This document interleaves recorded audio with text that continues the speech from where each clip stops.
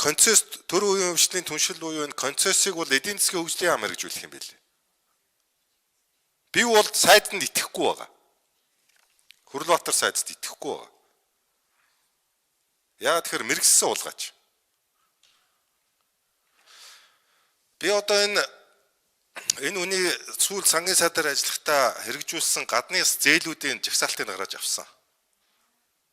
7 төсөл хэрэгжүүлсэн байна. Гарын өс зурсан байна. Зээлийн. Нийт үн 439.6 сая $. Энэ 7 дээр нь бүгд өөрийнх нь тойрог хамаарагдсан байна. Өөрийнх нь сонгогдсон тойрог. Өөрөө сонгогдох, сонгогчтой хахуулдах одоо хүрээнд энэ авсан зээлийг нь Монголын ард түмэнд төлж байгаа. Татвар төлөгч төлж байгаа. Татвар төлөгч. Тухайлбал доктортой аялал жуулчлалт 2 дугаар үе шат $30 сая. 21 оны 10 сард батлагдсан. Орон нутгийн иргэдийн амжиргаанд дэмжсэн хоршоосон хүнсний ногооны төсөл $3 сая. 17 оны 12 сард тусламж авсан. Хүнсний ногооны үйлдвэрлэл усжуулалтын системийг шинжлэх төсөл $40 сая зээл авсан. 20 оны 2 сард. Хилийн үйлчлэгийг сайжруулах бүс нутгийн төсөл нэмэлт захиужилт $27 сая. 19 онд авсан. Сэргээгдэх эрчим хүчний хангамжийг нэмэгдүүлэх төсөл $40 сая зээл авсан. 18 оны 9 сарын 20-нд зурсан. Аймгийн болон сумын төвүүдийн бүсчилсэн хөгжлийн хөрөнгө оруулалтын хөтөлбөр $273 сая зээл авсан. Энд бүгд өөрийнх нь тойрог хамрагдаж байгаа. Энэ мөнгө угаагаад байгаа юм уу? Энэ мөнгийн яаж хэн тохирдог вэхээр юу ихийн хэн тохирдог вэхээр сайд шууд тохирдог. Их хурлаар энэ задаргаа нь ордгоо. Их хурлаар бүр засгаарч ордгоо. Яг одоо шууд юу их үү гэдэг олон улсын байгууллагуудтай сайд тохирдог. Улсын их хурлаар юу оруулж ирж байгаа нөхөр энэ зээлүүдийнх нь эргэн төлөлтийг нь шууд төсвөөс эргэн төлөгдөх нөхцөлтэй гэдгээр улсын сүтээр ерөнхий дүнгээр шууд баталж бид нэр төлж явдаг. Ард түмэн төлж явдаг. Тийм учраас би итгэхгүй байгаа юм. Одоо энэ концесс гэж яриа сурчаад байна л да. Энэ концессийн төрдийн төсөвдөр хүлээж байгаа үүргийг санхүүжүүлэх үүрэг хүлээж авах заалтны төсвийн хууль дээр орж ирж байгаа юм л да.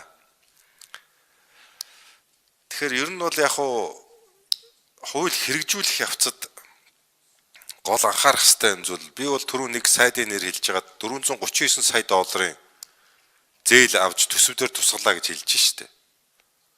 3 жил сайдаар ажиллах хугацаанд $439 сая. Тэрийг нь ард түмэнд төлж байна.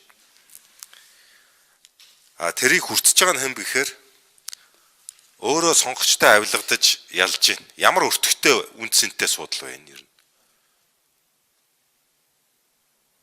$400 сая одоо нэг хүнийг сайд дарга болгох гэж сонгогчдыг нь эрхлүүлэх гэж. Тэгээд тэрийг нь төсөвдөр татвар төлөгчдийн мөнгөөр нийт ард түмнэрээ төлөө сууж идэг. Ямар үнцэнтэй судал вэ? Одоо тэр сайд маань энэ хуулийг хэрэгжүүлэн эдийн засгийн хөгжлийн сайд болцсон. Яг энэ схемийг яг энэ дагсан төсвийн хуулиар хийхдээ мэрэгсэн хүн байхгүй юу? Би тэрийн учраас мэрэгсэн уулгаач гэж хэлсэн. Тэр зүгээр хэлэв. За энийг яаж суулгаж ийна гэдэг схемийн судлаад үзэхээр ерөөс их хурл танилцуулахгүй. Өөхөнд боц юу бүүмэд.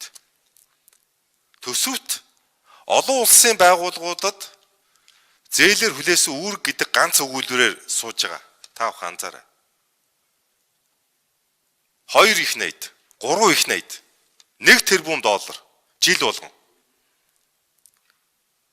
Нөгөө нөхрийг сайд дарга болох сонгогчдыг ахуулахад зориулж гадаадаас зээлсэн мөнгийг бид нэр жил болгон нэг их найдаар төсөвт суулгаж байгаа.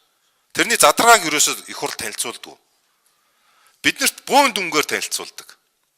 Биднэрт юугаа хэлж өгөхөөр за олон улсын өмнө үлээс нөгөө энэ зээлийн гэрээгээ төлөхгүй бол Монгол улс дефолт болно. Балан, сүйдэн. Тэгэхээр та энийг баталгаас өөр аргагүй гэж хэлдэг байхгүй. Яг энэ сангийн аамныхны яг жижүүрийн үгш байна.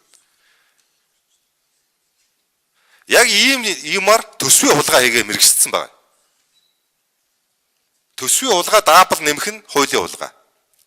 Тэнгүүт мэрэгчсэн хулгайч болчихж байгаа байхгүй юу? Мэрэгчсэн хулгайч. Тийм учраас яг энэ дагж байгаа төсвийн хуулийн заалт бол их ерөнхий вэ шүү. Бас.